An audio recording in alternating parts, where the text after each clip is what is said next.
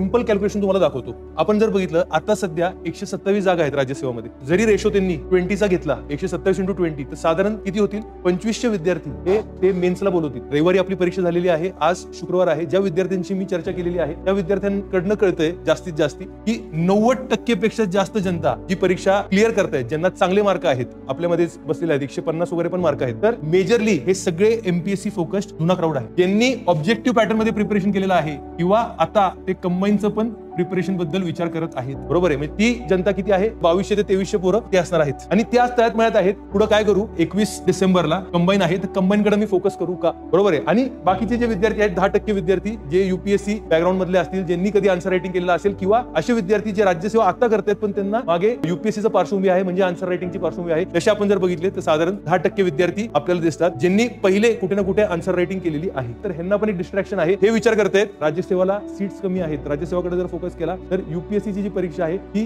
24 मेला आहे. आणि राज्यसेवाचं आपण जर बघितलं तर मुख्य परीक्षा जी आहे राज्यसेवाची ती जरी आपण मार्च मध्ये चालू होत आहे पण ती पूर्ण एप्रिल पर्यंत जाणार आहे, एप्रिलच्या एंड पर्यंत जाणार आहे. त्यामध्ये बरेच गॅप्स दिलेले आपल्याला दिसतात राज्यसेवाच्या मुख्य परीक्षामध्ये. म्हणून मित्रांनो ही सुवर्ण संधी आहे. जर तुम्ही आता राज्यसेवाची पूर्व परीक्षा दिलेली आहे आणि तुम्हाला चांगले मार्क आहेत, चांगले मार्काचं परिभाषा काय आहे की 110+ जर मार्क आहेत, तर राज्यसेवा मुख्य परीक्षेला फोकस करणार असाल तर तुम्हाला मिनिमम कॉम्पिटिशन आता फेस करायला लागणार आहे. Minimum competition.